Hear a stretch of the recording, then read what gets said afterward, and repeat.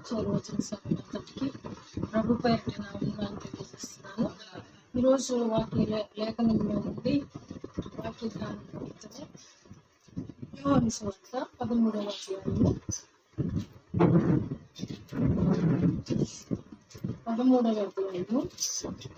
21వ వచనం నుండి 27వ వచనం వరకు వ్రాయబడి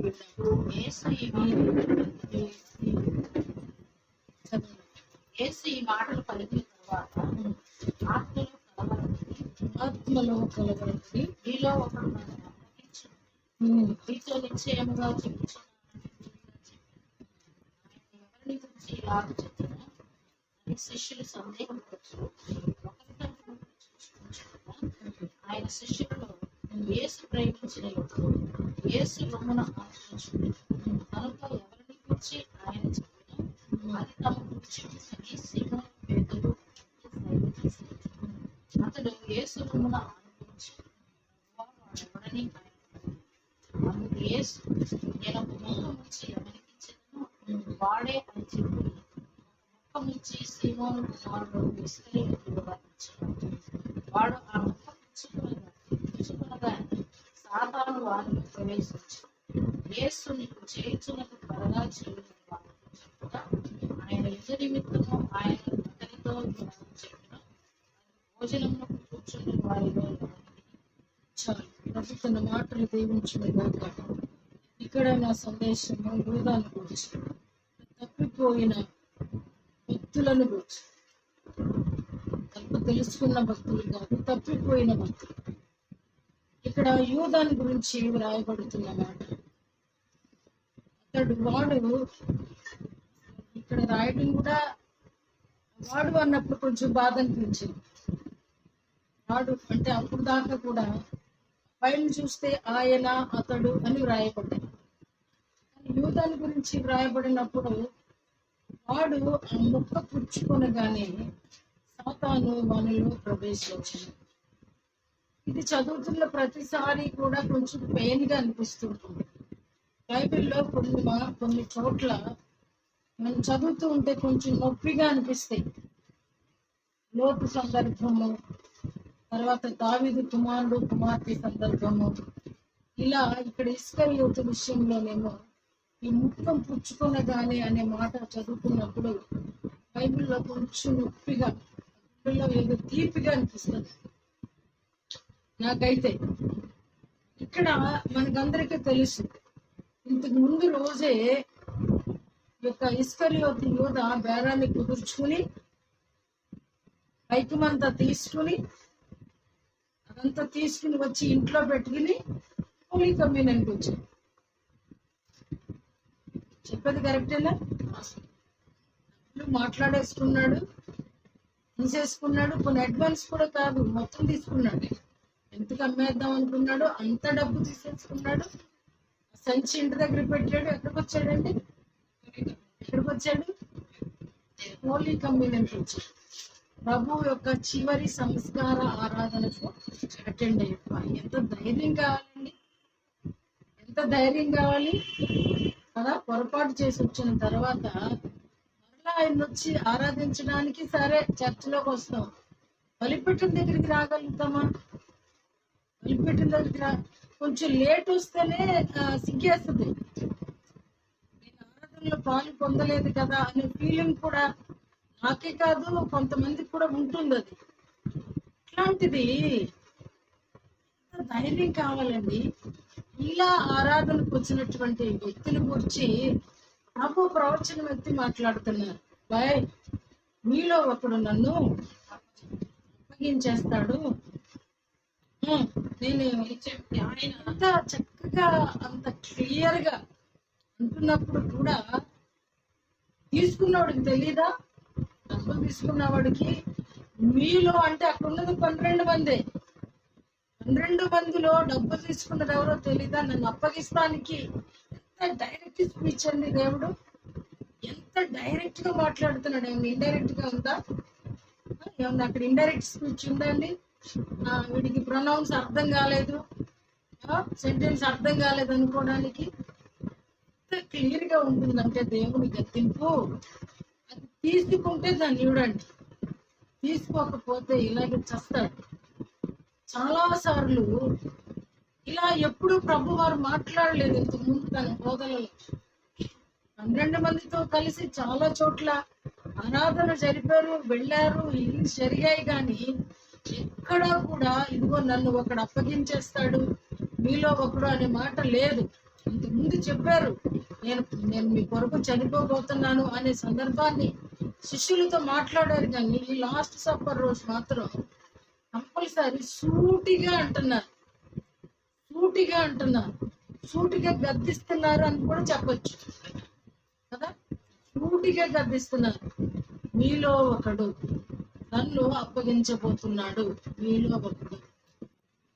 నిజంగా మన జీవితాలలో కూడా చాలాసార్లు ఇస్కరియోతుల గురించి మనం ఆలోచన చేస్తాం.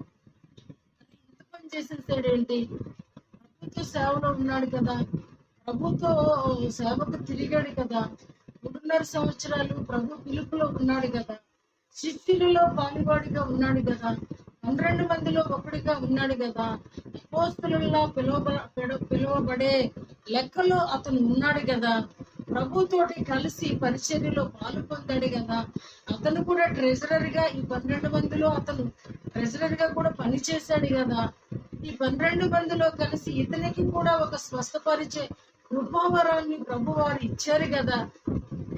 మరి ఇన్ని జరిగినప్పుడు ఆత్మలో మెలుపు ఎందుకు లేదు? గద్దింపు అతను ఎందుకు తీసుకోలేకపోతున్నాడు? గద్దింపు, ఇది దేవుని గద్దింపు అనేది ఎందుకు రిసీవ్ చేసుకోలేకపోతున్నాం అంటే, డబ్బు ఏం చేసిందంటే తన హృదయానికి ముసుగు వేసింది. మనీ అనేది ముసుగు వేసింది. చాలా సార్లు మన జీవితాలలో కూడా అధికారపు ముసుగు పడుతుంది, అహంకారపు ముసుగు పడుతుంది, గర్వపు ముసుగు పడుతుంది. చాలా సార్లు అతిశయపు ముసుగు పడుతుంది, నాకు తెలుసు అనేటువంటి ముసుగు పడుతుంది, నేనే జ్ఞానిని అనే ముసుగు పడుతుంది, నేనే భక్తి పరుడను అనే ముసుగులో కూడా మానవులు ఉంటారు. ఇలాంటి ముసుకున్నప్పుడు ఏ మనిషికి కూడా గద్దింపుగా అనిపించదు. సూటిగా అన్నా ఒకవేళ మేకు తీసుకొచ్చి ఇచ్చినా సరే వాడికి చలనం ఉండదు, అమీబాలాగా అయిపోతాడు అన్నమాట. అంటే డబ్బు అనేది ఎంత కఠినపరుచుద్ది అని అంటే తర్వాత వచ్చే పర్యవసానాన్ని కూడా గ్రహించనీయదు, తర్వాత వచ్చేటువంటి శిక్షను కూడా గ్రహించనీయదు, తర్వాత జరగబోయేటువంటి దుర్భర స్థితిని కూడా మనసు తీసుకోదు. కారణం ఏంటంటే కన్నులు మూయబడిన వాడికి దేవోక్తి కాదు. బైబిల్ చెప్తుంది, కన్నులు తెరిస్తేనే నీకు దేవోక్తి. కన్నులు మూసుకున్న వానికి ఆ శిక్ష తెలీదు, రక్ష తెలీదు, గద్దింపు తెలీదు, ఏమీ తెలియదు. ఇంత దుర్భర స్థితి. ప్రభు సూటిగా అన్నప్పుడన్నా తలదించుకుని మళ్ళీ మనోడేలా అంటున్నాడు, ఏనా ప్రభు సిగ్గులేదు అసలు, నువ్వేరా బాబు అన్నప్పుడన్నా ఉందా?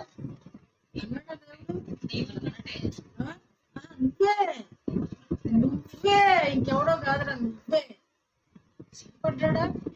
అంటే మనీ అనేది కన్నులకు గుడ్డితనం కలిగిస్తుందమ్మా. చాలా మంది కామము కళ్ళకి గుడ్డితనం కలిగిస్తుందంట. కన్ను మిన్ను కానట్లేదా అని అంటారు, కామం కళ్ళకెక్కిందా అంటారు. అంటే మనీ కూడా ఒక విగ్రహమై కామమై కళ్ళు కనబడకుండా చేస్తుంది అనేది. కనుక ఇతను భక్తిగా వచ్చాడంటారా? ఇప్పుడు భక్తిగానే వచ్చాడంటారా? తను చేసిన తప్పు ప్రభువు ఎక్కడ కనిపెట్టేసి శిక్షిస్తాడో అనే భయంతో ఆరాధన పెట్టిండయ్యాడు. ఏమి ఎరుగని వాడులా. ఆయన యొక్క రహస్యం తెలియాలి కదా.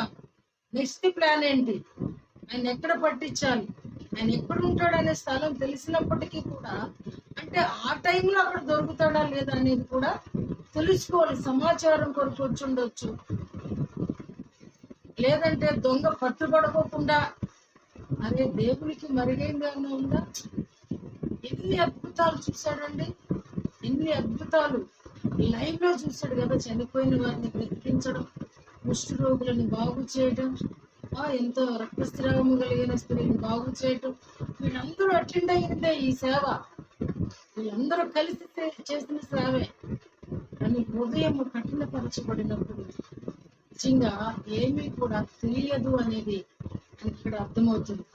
కానీ వచ్చింది తను ప్రభు యొక్క శరీరంతో పుచ్చుకోవడానికే, కానీ తన ఫీలింగ్ అతనికి ఎలా ఉందండి, ఎలా ఉందండి, ఎలా ఉంది? చేసింది ప్రభు పరిచర్యలో పాలిభాగమే. ప్రభు చేతితో ఇచ్చిన రొట్టె ముక్కే ప్రభుకే సాక్షాత్తు ఇచ్చారు. ఇక్కడ చూడండి, ఆయనే రొట్టె ముక్కను ముంచి ఇచ్చారు. ఆయన ముక్క తినిన వెంటనే అతనిలో సాతాను. యాక్చువల్లీ యోహాను సువార్తికుడు ఏం చెప్తున్నాడండి, తన 6వ అధ్యాయంలో ఏం చెప్తున్నాడు? మీరు కానీ ఆయన శరీరంలో, ఆయన రక్తంలో మీరు పాలు పొందారు అని అంటే మీకు ఎన్ని ఆశీర్వాదాలు వస్తాయని చెప్తున్నాడు. ఒకటి నేను చదువుతానమ్మా. ఒకటి ఏమంటున్నాడంటే 54వ వచనంలో నిత్య జీవము గలవాడవుతాడు, మొదటి ఆశీర్వాదం. 2 అంత్యదినమున నేను వారిని లేపుతాను, 2. 3వది నాయందు వాని యందు నేను, నా యందు అతనును ఉంటాడు, 3వది. 4వది తండ్రితో కూడా ఉండేటువంటి ఆశీర్వాదం, నా మూలముగా జీవించేటువంటి ఆశీర్వాదం. రొట్టె తీసుకున్న వాడికి 4 అత్యున్నతమైన ఆశీర్వాదాలు ఉంటే మరి వీడిలో సాతాను ప్రవేశించడం ఏమిటండి? రొట్టె తీసుకున్న తర్వాత రొట్టె ప్రభు ఆయన అంటున్నారు, ఇది నా శరీరము అన్నారా లేదా? అంటున్నారు. ఇప్పుడే ఇక్కడ చదివే 6వ అధ్యాయంలో, ఈ నా శరీరము తినువాడు, ఈ నా రక్తము త్రాగువాడు.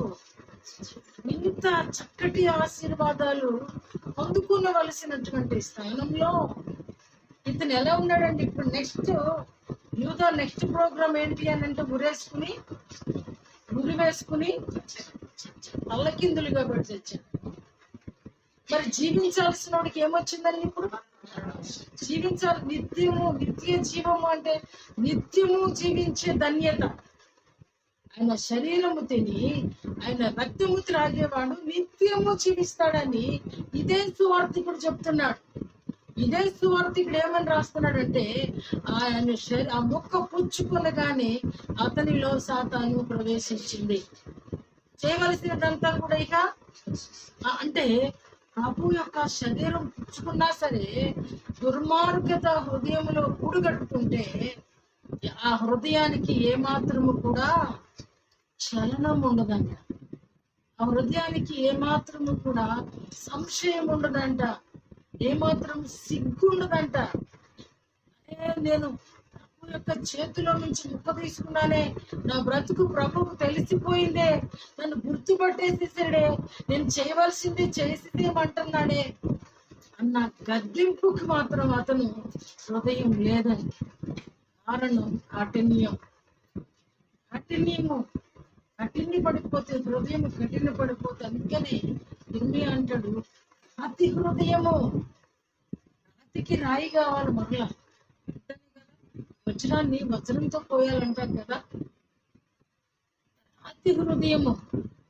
అందుకని ఆయన అంటాడు, ఇజ్రాయేలీ ప్రజలు రాతి గుండె కలిగిన వారయ్యా, ఈ రాతి గుండెను తీసివేసి వీరికి గుండె నీకు. నిజంగా మన గుండె రాయండి. చచ్చిపోయినప్పుడు ఏమంటారంటే ఓదార్చేటప్పుడు నీ గుండెని చేసుకో అంటారు. అవి అవ్వదండి, అవి అవ్వదండి. ఎందుకంటే ఇది మాంసపు గుండె, మాంసపు ముద్ద. ఎలా రాయి అవుతుందండి? కానీ డబ్బు రాయి చేసేస్తుంది. మనీ అనేది మనిషిని నాశనం చేసేస్తుంది. మనీ అనే కాదండి, తర్వాత చూద్దాం. ఈ రోజు చదవబడినటువంటి 12వ అధ్యాయం 2వ సమూయేలు గ్రంథంలో ఎంత భక్తుడు ఇన్ని చూస్తే ఏడుపు వచ్చేస్తుంది నాకు. ఎంత భక్తుడు, ఎటువంటి ప్రార్థనా పరుడు, ఎటువంటి ఆరాధికుడు అంటున్నాడు కదా. 10వ వచనం ఇక్కడ చదవబడినటువంటి వాక్యము, నీలో సమయాలు లక్ష్యము చేయక ఆ, ఇట్టిరము కూడా భార్య నీవు నన్ను లక్ష్యము చేయక. నిజంగా దావీదు ఎక్కడన్నా ప్రభుని నిర్లక్ష్యం చేశాడా అండి? ఎక్కడన్నా నిర్లక్ష్యం చేశాడా? డే 1 నుంచి డే 1 ఏ మాటతో ప్రారంభించాడంటే, యుద్ధము యెహోవాదే. ఇతని ప్రయాణము ఒక అధికారిగా ఒక గుర్తింపులోకి తెచ్చింది, యుద్ధము యెహోవాదే అన్నటువంటి మాట తన జీవితాన్ని మార్చేసింది. తన జీవితాన్ని గొర్రెల కాసుకునే పరిస్థితి నుంచి మనుషుల యుద్ధాలు చేసేటువంటి దేవుని యుద్ధాలు చేశాడని ఉంది బైబిల్. అలాంటి పరిస్థితికి ప్రమోట్ అయినటువంటి ఈ దావీదు భక్తుడు ప్రభు అంటున్న మాట, నీవు నన్ను లక్ష్యము చేయలేదు అంటే గుర్తింపు ఉందా లేదా? మనసు కొంచెం ఇచ్చిందా లేదా? ఆ పొద్దు గురించి వేళ తిరుగుతా ఉన్నప్పుడు దావీదు ఇది నీకు తగదు అనేది గద్దింపు వచ్చిందా లేదా? ప్రతి ఒక్కరికి గద్దింపు దేవుడు ఇస్తాడండి. అదే హోలీ స్పిరిట్ లీడ్ అండి, అదే పరిశుద్ధాత్మ ప్రక్రియ అని అంటారు. అంటే లక్ష్యము చేయలేదు అని అంటే ప్రభు ఏమిటో తెలుసు కదా, ప్రభువును రుచి చూచి తెలుసుకున్నాడు కదా, ప్రభు సహాయం తీసుకున్నాడు కదా. ఇది వెలికి పంటలను చంపడానికి, సింహాలను చీల్చివేయడానికి ప్రభు సహాయం పొందలేదా? గొల్యాతును చీల్చేయడానికి, తల తెగనరకడానికి ప్రభు సహాయం లేకుండానే జరిగిపోయిందా? అంతా తెలుసండి, అంతా తెలుసు. కన్నులకు కారం ఎక్కినప్పుడు ప్రభువుని లక్ష్య పెట్టం కదా. రెండో వ్యక్తి అక్కడేమో ధనము కొరకు తన కళ్ళుకి కావరం ఎక్కించుకున్నాడు. రెండవదిగా దావీదు భక్తుడు ఆశించి మోహించి ఒక స్త్రీని మోహించి అందాన్ని, ఏ అభిదయలు ఉన్న తక్కువదా అందగతే నావాళ్ళ భార్య, ఆవిడ చక్క రూపస్య ఉంది ఆమె గురించి.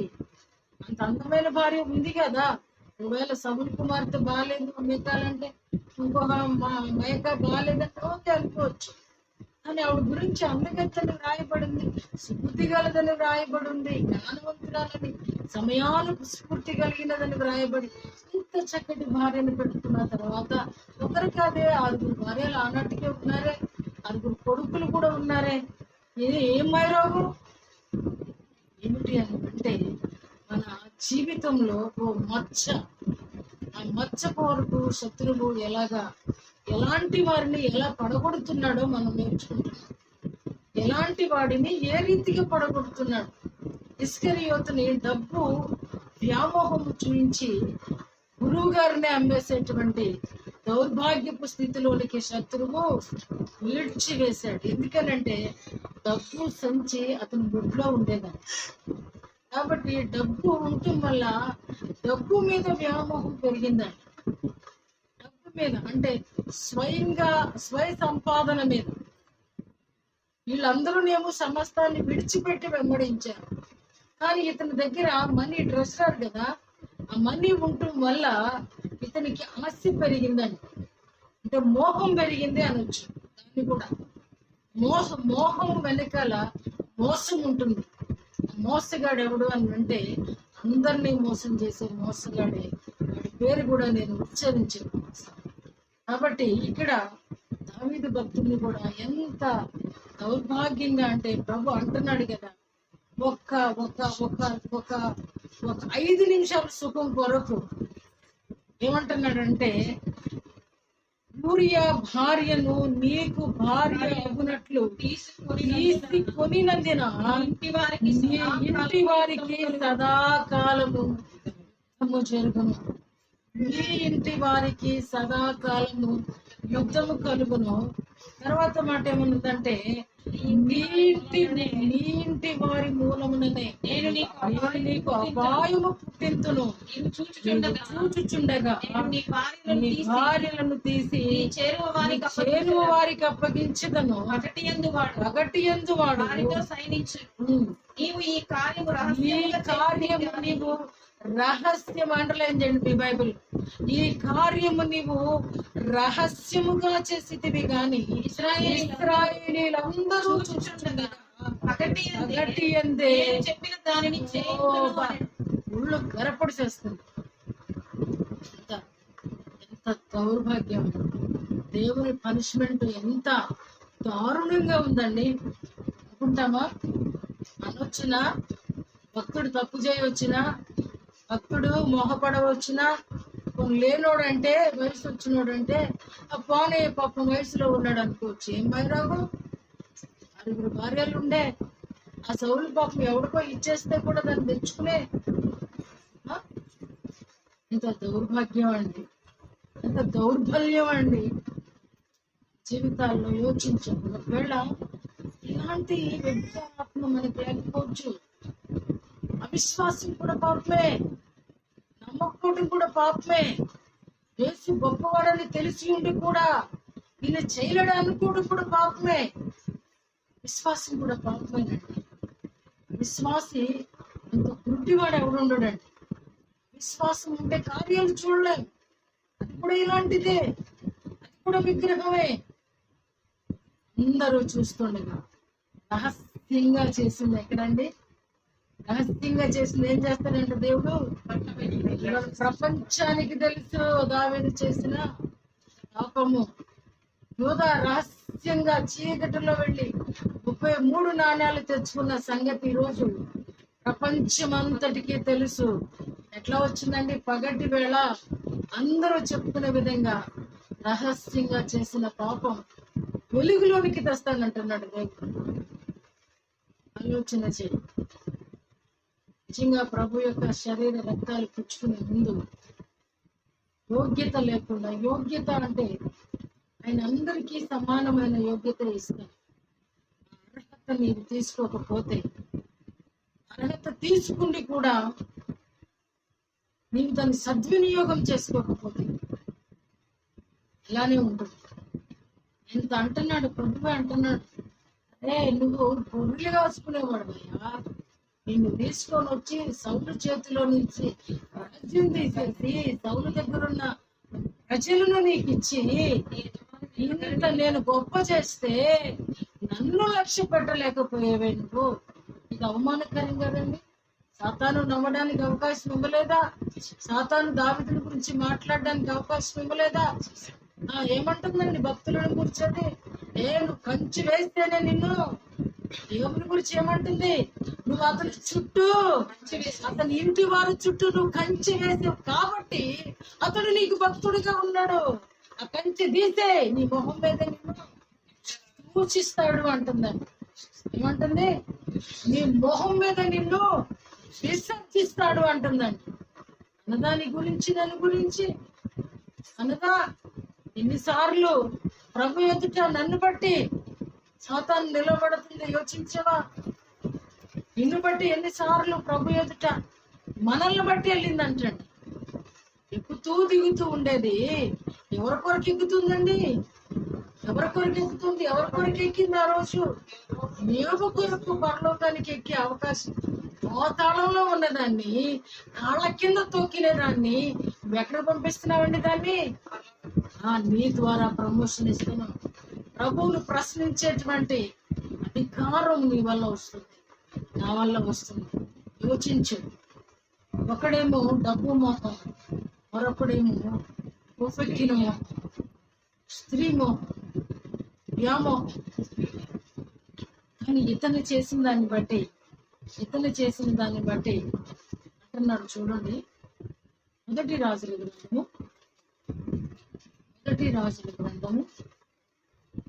11వ అధ్యాయము 9వ వచనం. చదువుతుంది.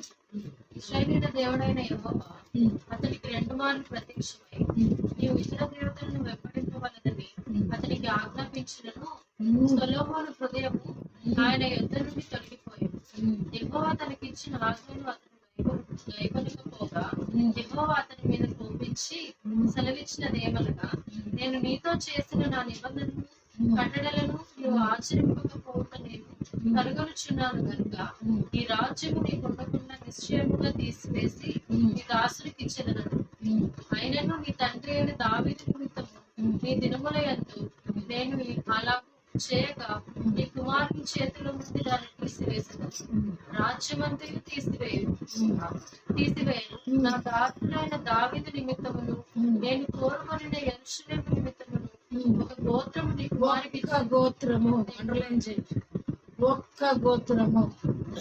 ఇక్కడ అంతకుముందు ఏమన్నాడంటే దావీదుతో అంటున్నమాట 2వ సమూయేలు గ్రంథము 7వ అధ్యాయము 14వ వచనం ఏమని ప్రభు అంటున్నాడంటే దావీదుతో, అతడు నా నామ ఘనత కొరకు ఒక మందిరమును కట్టించును, అతని రాజ్య సింహాసనమును నేను నిత్యముగా స్థిరపరచుదును, నేను అతనికి తండ్రినయ్యుందును, అతడు నాకు కుమారుడై ఉండును.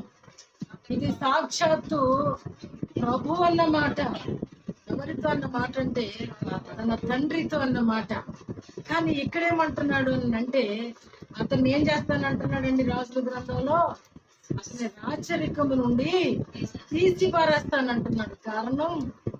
కారణం ఏంటండి? ఆయన ఆజ్ఞలను కట్టడలను ఇంకా ఏం చేశాడు? అన్ని దేవతలు ఆయన ఆ దేవతలు కలగడానికి గల కారణం భార్యలు దేని వల్ల ఆ దావీదు జీవితంలో మచ్చ తెచ్చుకున్నాడు? ఆ శాపం చూసారా సెలవు మీద ఎలా వచ్చిందో? గ్రహించేవా ఎప్పుడన్నా? ఆ శాపం ఎలా వచ్చిందో చూసావా? ఈయన ఒక్కదాన్నే మోహించాడు. నా నోటికి ఆల్రెడీ 1000 మంది భార్యలు ఉన్నారు. అయినా ప్రభు అంటాడు, అదే నీకు కావాలంటే నన్ను అడగొచ్చు కదా, నీకు కావాలి అంటే నన్ను అడగొచ్చు కదా. అదే మాట దావీదుతో కూడా దేవుడు అన్నాడు, నీకు అలా కావాలంటే నేను ఇస్తాను కదా, మీరెందుకు అలా పొరపాటు చేయటం? ఉరియా భార్య నాకు కావాలంటే ఇచ్చేవాడేమో రాజుగారు కదా, ఎందుకు మీరు చేయటం? కానీ ఇక్కడ అంటున్నాడు అతని భార్యలు అతనిని ఇచ్చివేసిరి. 700 మంది భార్యలు. ఏ రాజు ఉంటే ఆ రాజు పుత్రుని తెచ్చి పెళ్లి చేయించుకోవడం, వాళ్ళ కొరకు బలిపీఠాలు కట్టేయడం, వాళ్ళ కొరకు రూపాలు వేయడం. ఎందుకంటే వాళ్ళు సాటిస్ఫై చేయాలి. భార్యల మెప్పు కోసం, భార్యలో నవ్వు కలిగించడం కొరకు, భార్యని ఒక్క చేయడం కొరకు దౌర్భాగ్యపు పనులు చేయకూడదు అంటున్నాడు. 12 గోత్రాలు వాళ్ళ తండ్రి వెళితే, సొలొమోను కూడా 12 గోత్రాలు వెళితే, ప్రభు అంటున్నాడు ఒక్క గోత్రం నీకు ఇస్తున్నాను, మాట ఇచ్చాను కాబట్టి. 11 గోత్రాలు ఎవరికి ఇస్తానంటున్నాడండి? సొలొమోను చేతిలో పని చేసినటువంటి పనివానికి ఇస్తానంటున్నాడు. సరే, పనివానికి ఉన్న నమ్మకము కూడా యజమానునికి లేదు. పనివానికి ఉన్న నమ్మకం యజమానునికి లేదు. ఎంత దౌర్భాగ్యం అండి. ఆలోచన చేస్తావా? ఏది ఉండి ఆశీర్వాదానికి అడ్డుపడుతుంది, ఏది ఉండి సత్యంలో నిలవనడం లేదు, ఏది అధికారం చెలాయించి నేను ముందుకు సాగనీయడం లేదు, నీ అభివృద్ధికి అడ్డుపడుతుంది, నీ ప్రార్థనకు అడ్డుపడుతుంది, నీ యొక్క ఆత్మీయ స్థితికి అడ్డుపడుతుంది, నీ బిడ్డల రక్షణ కొరకు, కుటుంబ రక్షణ కొరకు ఏది అడ్డుపడుతుంది? ఇక్కడ 3 చూసాం పడిపోయినట్లుగా. ఒకడిని చూస్తే డబ్బుకు దాసోహం, కానీ బ్రతికుండి బట్ట కట్టాడు అని అంటే చచ్చాడు. 2 ఆయన తప్పు చేశాడు దావీదు, కానీ దేవుని గద్దింపు, ఆయనకి ఇచ్చిన మాటలను ఆయన జ్ఞాపకం చేసుకొని, ఆయన ప్రజలను విడిపించిన దానిని జ్ఞాపకం చేసుకొని దేవుడు దయదలిసి గద్దింపునిచ్చాడు. గద్దింపు ఒకడు తీసుకోలేకపోయాడు, దాన్ని కూడా గద్దించాడు. గద్దింపు అతను తీసుకోలే. దావీదు గద్దింపును తీసుకున్నాడు కాబట్టి ఈరోజు ఆయన కృప పొందిన వాడిగా దావీదును జ్ఞాపకము చేసుకునే స్థితిలోనికి వెళ్ళాం. అతని కుమారుడి మీద దేవుడు ఎన్నో ఆశలు పెట్టుకున్నాడు. అరే దావీదు జీవితంలో ఒక చిన్న మచ్చ ఉండిపోయింది, ఎన్నో రక్తాలు, ఎంతో మంది ప్రాణాలు తీసేశాడు, ఇతడే నా మందిరం కడతాడు, ఇతడు ప్రయాసపడ్డాడు కదా, చచ్చిన కొడుకు కోసం ఉపవాసం ఉండి హత్యలు చేశాడు కదా, తప్పు చేశాడులే, అతన్ని క్షమిద్దాము, ఈసారి శ్రేష్టమైన కుమారుని ఇద్దామని దేవుడు సొలొమోనుని ఇచ్చాడు. ప్రార్థన ఫలితం సొలొమోనుని ఇచ్చాడు. సొలొమోనుని ఇస్తే సొలొమోను ఏం చేశాడంటే తండ్రి మీద ఉన్నటువంటి పాపానికి, శాపానికి ఎన్ని కాళ్ళు ఉంటాయో అనేది వాడు మనం గ్రహించాలి. మనకి 2 కాళ్ళే, పేదకు కొన్ని కాళ్ళు, ఒక్కో జంతువుకి 4 కాళ్ళు, కానీ శాపానికి ఎన్ని కాళ్ళు లెక్క పెట్టలేదు. ఏమవుతుందండి? పాపాన్ని ఒప్పుకున్నాడు, క్షమాభిక్ష పొందుకున్నాడు, కానీ శాపం మాత్రం ట్రాన్స్ఫర్ అయిపోయింది. దీనికి పెట్టుబడి అవసరం లేదు. ఇది ఒళ్ళో పడడానికి దీనికి పెట్టుబడి అవసరం లేదండి. పెట్టుబడి అవసరం లేదు, మనకి ఖచ్చితంగా నిలబడి చేస్తుంది. చాలా సార్లు అనుకుంటాం, మరి నేను ఒప్పుకున్నాను, దేవుడు కనికరించాడు కదా. ఇక్కడే అంటాడు, ఆయన పాపాన్ని పరిహరించాను, కానీ నువ్వు చావకుండునట్లు శత్రువులకు నువ్వు హేతువయ్యావు అంటాడు. ఇంకా చదవబడినటువంటి ఈ కార్యము వలన యెహోవాను దూషించుటకు ఆయన శత్రువులకు నీవు గొప్ప హేతువు కలుగజేశావు. ఏమంటున్నాడండి? మన పాపము ఏం చేస్తుందంటండి? దేవుని దూషించుటకు శత్రువులకు అధికారం ఇస్తుంది. మనం చేసేది మనకే కాదు, ఆ నొప్పి ఎవరికి కలిగిస్తుంది? శత్రువులు ఎక్కడ నిలబడుతున్నాడు? ఇప్పుడు దేవుని ఎదుట నిలబడుతున్నాడు. జ్ఞాపకం ఉంచుకో, నువ్వు చేసే ప్రతి దుష్కార్యము నన్ను అంటున్నాడు, నీవు చేసిన దుష్కార్యము నా దృష్టికి వచ్చింది అన్నాడు. ఆ దుష్కార్యానికి ప్రతిఫలం ఏంటంటే సదాకాలము నీ ఇంట్లో యుద్ధమే. తర్వాత అధ్యాయమే ఉంటుంది. ఆ యుద్ధం ఎలా ప్రారంభించబడిపోయిందని అంటే, ఒక భార్య కూతురు, ఒక భార్య కొడుకు, వాళ్ళిద్దరి మీద వ్యామోహం పుట్టి వాళ్ళిద్దరూ పాడు చేయబడడాన్ని తర్వాత అధ్యాయంలోనే గ్రహిస్తాం. యుద్ధము నీ ఇంటిలోనే ప్రారంభమవుతుంది అని చెప్పిన దేవుని మాట తర్వాత అధ్యాయంలోనే కొనసాగింపు చూస్తున్నాం. ఆయన మాటలు నిరర్ధకము కావండి. ఆయన రోషము కలిగిన దేవుడు, ఆయన ఊరికి విడిచిపెట్టేసే దేవుడు కాదు. శాపానికి ఇన్ని కాళ్ళు ఉన్నాయని గ్రహిస్తే ప్రతి రోజు శాపాన్ని ఒప్పుకోవటమే. ఎలా రక్షించబడ్డామని చెప్తావు? రక్షణ తీసుకున్నాను, మొన్న ఒక వెళ్ళిన చోటుకు అంటున్నారు, ఒక ఆవిడ అంటున్నారు, నేను రక్షణ తీసుకున్నాను అంటున్నాను. ఏం తీసుకుంటావు? ఏ బొట్లో నుంచి తీసుకున్నావు రక్షణ? చూడు, దావీదుని వెంటబడిందంట. నీ ఇంటి వారు నీ ఇంటిలోనే ప్రారంభం అవుతుంది అన్నాడు. ఒక కొడుకు తరిమేడండి, తండ్రిని తరిమేడండి. బిడ్డలు మోసగించడం విన్నాము, కానీ అరే ఇంట్లో నుంచి తరిమేయడం అనేది, రాజుని తరిమేయడం అనేది, రాకుమారుడైనా సరే రాజుకి సాగిలు పడవలసిన వాడే ఉంటాడు. కానీ ఇక్కడ ఆపోజిట్ ఏంటంటే అబ్షాలోము తరిమేడండి. తర్వాత అతని మీదకి ఎలా శిక్ష వచ్చింది అది తర్వాత. ఆయన న్యాయవంతుడే. జాగ్రత్త, ఒక శాపం అనేది మన నోటి పలుకు కూడా ఎంతో జాగ్రత్త, మన చూపు జాగ్రత్త. ఈరోజు మనం ఏమి చేస్తున్నామో మనకి క్రియల ఫలం ఇక్కడ అనుభవిస్తాం. చాలా మంది మంచాన్ని పడినప్పుడు ఏమంటారు?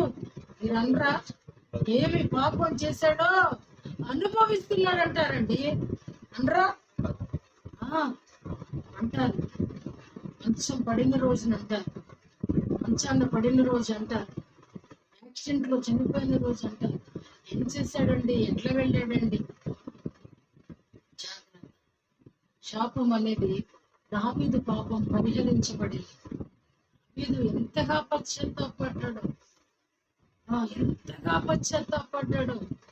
ఆయన పడిన పశ్చాత్తాపం మరెవరు పడలేదు అంతగా.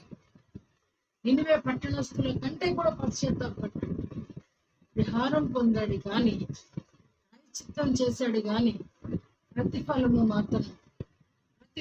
మాత్రం కుమారుడు అనుభవించాడు. ఇక్కడే అనుభవించాడా? ఇప్పుడు పరాయుడు భార్యని కావాలనుకుంటే ఇంట్లో కొడుకు ఏమనుకున్నాడండి? తండ్రి కూతుర్ని కావాలనుకున్నాడు. ఎక్కడికి వెళ్తుందండి పాపం? అందుకనే వాక్యం చెప్తుంది, పాపము పరిపక్వమై మరణమును కనును. జాగ్రత్త. ఊరికే భక్తిని చేస్తున్నానని భ్రమలో బ్రతికేవు అని అంటే శిక్ష సిద్ధముగా ఉన్నది. ప్రభు ఏమన్నా చేయగలిగాడండి? ఆపగలిగాడా? ఆపడండి. నీకు నచ్చితేనే ప్రభుని వెంబడించు, నచ్చపోతే వదిలే అంటాడు. అక్కడ మీకు కాకపోతే ఆయన వెంబడించి మరొక గొర్రె ఉంటుంది. కానీ రక్షించబడిన గొర్రె తప్పిపోతే వెతికి తెచ్చుకుంటాడండి. ఆయన సమర్థుడు. ఆయనకి ఆ మనసు ఉంది. కానీ అన్ని తెలిసిండి తెలియనట్టుగా యాక్షన్ చేసిన, అన్ని తెలియకుండా తెలిసినట్టుగా ఉన్నా చాలా దుర్మార్గం. కానీ ప్రతిఫలం మాత్రం వీళ్ళ ఏ చేతిలో నుంచి రాజ్యాన్ని 12 గోత్రాలను లాగి తండ్రి చేతిలో పెట్టాడో 40 సంవత్సరాల తర్వాత, మరల 30 సంవత్సరాల తర్వాత మన చేతిలో నుంచి వాళ్ళు తీసేసి మన చేతిలో ఉన్న పనివాడు మనల్ని వెళ్తుంటే ఎంత దుఃఖమండి. పనివాడు యజమానుడైతే యజమానుడు, దాసుడైతే ఎలాంటి ఎంత దుఃఖకరమండి. ఇచ్చాడండి. తర్వాత సొలొమోను కొడుకు వాడు తింగరోడే, పిచ్చిమంగు పుట్టినోడు తింగరోడే. చక్కటి ఒక ఇజ్రాయేలీలు బిడ్డను తెచ్చి భారీగా చేసుకున్నాడా సొలొమోను? కుమార్తె కావాలి. ఎవడు రాజు ఉంటే అందరూ యెరూషలేముకి యోధాకి మాత్రమే క్రైస్తవ రాజు. చుట్టుప్రక్కల వాళ్ళందరినీ కూడా తన తండ్రి తరిమేసి జయిస్తే వాళ్ళందరి కూతుర్లు తెచ్చి వీడు భార్యలుగా చేసుకుంటారు. ఎంత దుర్మార్గం. వాడి కడుపులో ఎవరు పుడతారండి? పిచ్చి మంద పుడతారండి. అందుకనే యెరోబాము గాడు పిచ్చోడు. న్యాయ పరిపాలన చేయలేదండి. వాడంట దెబ్బలతోనూ చుబుకులతోనూ వెళ్తాడంట రాజ్యాన్ని. చూసారా ఎంత ప్రాసెస్? నీ జీవితంలో నుంచి ఎంత ప్రభావము నీ తరము మీద పడుతుందో ఎప్పుడన్నా ఆలోచన చేసావా? ఆ యెరోబాము పిచ్చోడు అనేది అర్థమైందా? ఆ సొలొమోను ఎవడు? జ్ఞానం గలవాడని చెప్తాడు. పరమార్థ జ్ఞానం సాగదీసి మరి చెప్తారు. ఏమి జ్ఞానం ఉంది? జ్ఞానం ఉంటే పిచ్చి మందం చేసుకుంటాడా? జీవితాన్ని కట్టుకునేటువంటి వాడు పిచ్చాటిని చేసుకుంటాడా? అన్ని స్త్రీలను పెళ్లి చేసుకుంటాడా? పర్యవసానము జ్ఞానం లేని కుమారుడు. ఒక్క గోత్రాన్ని ఏలడం చేతకాలి. వాడి చేతకాలి. సరే, జాగ్రత్తగా పరిశీలన నుంచి రోజు దావీదు మీద ఉన్నది ఖచ్చితంగా. అంటే ఇక్కడ యోధా అంటే ఇంకా వాడి ఫ్యామిలీ లేదు. ఫ్యామిలీ గురించి స్టాప్ అయిపోయింది. అక్కడ యోధా చచ్చాడు, అయిపోయింది అతని రికార్డు. కానీ ఇది కొనసాగిస్తున్నటువంటి రికార్డు. ఈ రికార్డుకి మాత్రం ఆశీర్వాదము కూడా అలాగే వస్తుంది, శాపం కూడా అలాగే వచ్చింది. ఆ తర్వాత కొంతకాలము వరకు యూదా రాజులు భక్తిగా ఉన్న వాళ్ళు కృపను బట్టి ఏలేరు. ఆ తర్వాత పనికి మాలిన తనంగానే అయిపోయింది. కాబట్టి ఈరోజు ఈ వాక్యంలో నుంచి మనం ఏం నేర్చుకుంటున్నాం అంటే మన భక్తి ఎంతవరకు ఉన్నది, మన భక్తి సామర్థ్యం ఎంత, మన భక్తిని కొలుసుకోవలసినటువంటి అవసరత ఉన్నది. ఓ వ్యక్తి ఏమో ధన వ్యామోహం, ఒక వ్యక్తి ఏమో స్త్రీ వ్యామోహం, మరొక వ్యక్తి ఏమో స్త్రీల వ్యామోహం. కాబట్టి జాగ్రత్త, ఆలోచన చేయి. ఈరోజు ప్రభు వాక్కు నీ దగ్గరకు వస్తున్నప్పుడు నిర్లక్ష్యంగా ఉండదు. నిజంగా దేవుని రాజ్యాన్ని నీ బిడ్డల కొరకు ఆయుధపరిచి ఉంచుతావా, లేదా ఆ రాజ్యాన్ని తీసివేసి శత్రువు రాజ్యానికి, శత్రు సేనకు నీ కుటుంబాన్ని అప్పగిస్తావా? నీ జ్ఞానం ఉపయోగించుకో. అసలు ఏది విగ్రహారాధన అనేది యోచించు ఒకసారి. ఏది విగ్రహం అనేది యోచించు. మన కళ్ళెదురుగుండా ఒక దేవతకు బలిచ్చి రక్తం చిందించి ఆ రక్తాన్ని నేను తినమంటే అది విగ్రహారాధన కాదు. ఏది అన్యాచారమో, ఏది అన్యాచారమో, ఏది విగ్రహమో దానిని త్యజించడం భక్తుని లక్షణం. భక్తులకే దిక్కులేదు ఇక్కడ. ఇప్పుడు వీళ్ళందరూ కూడా 3.5 సంవత్సరాలు ఒక కుటుంబాలను విడిచిపెట్టి వచ్చి సేవలో ఉన్నవాళ్ళు, సొంత గొర్రెలను విడిచిపెట్టి వచ్చి, కుటుంబాన్ని విడిచిపెట్టి వచ్చి ఇశ్రాయేలీల యుద్ధాలు చేసినటువంటి వారు. కానీ వీళ్ళకే ఈరోజు దిక్కు లేదు. దావీదు కృపను కూడా సమకూర్చాడు, తనతో పాటు పాపాన్ని కూడా రాలేదండి. మీరు ఒప్పుకోరా? దావీదుకే వచ్చింది అన్నాడుగా. దేవుడే అంటున్నాడు, నన్ను లక్ష్య పెట్టలేదు అబ్బాయి, నీ ఇంటిలో నుంచే ప్రారంభిస్తాను. జాగ్రత్త. ఆయన యుద్ధము ప్రారంభించాడంటే ఎవ్వరూ రక్షించలేదు, ఎవ్వరూ రక్షించలేదు. దేవుడు ఒక్కసారి యుద్ధం ప్రారంభిస్తే దావీదు ఇంటిలో యుద్ధం ప్రారంభించబడింది. బయట యుద్ధాల కంటే ఇంట్లో యుద్ధం ఎంత ఘోరమైందంటే బయట వాళ్ళందరినీ జయించుకొచ్చాడు. ఇదే అధ్యాయంలో చివరిలో ఎంతగా పగ సాధించాడో కూడా చూస్తున్నాం మనం అమ్మోనీయుల మీద. అంతకు ముందేమో యుద్ధానికి వెళ్ళలేదు, వచ్చి వచ్చేసింది ఇప్పుడు పోసిపడేస్తున్నాడు చివరి.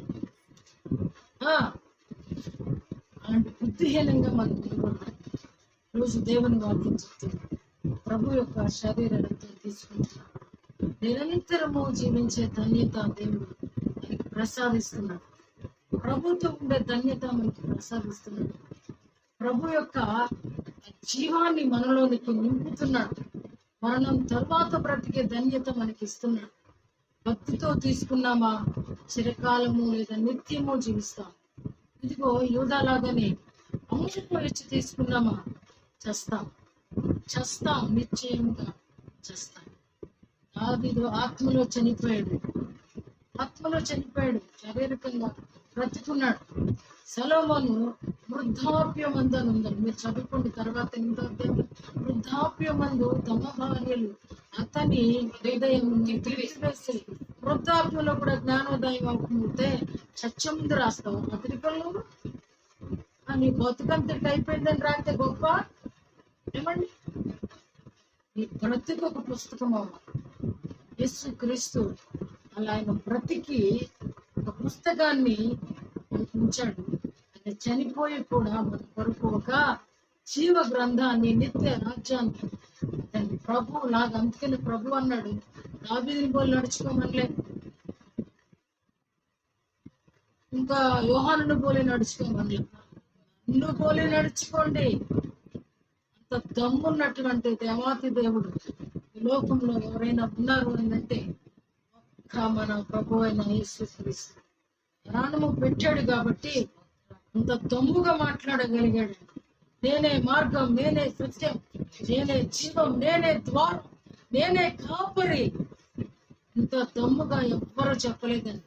నేనే నిత్య జీవం ఇస్తానని చెప్పినాడు లేడు, నాతో ఉంచుకుంటానని చెప్పినాడు ఎవరు కూడా లేడు. కాబట్టి ఆయనే మనకు మార్గం.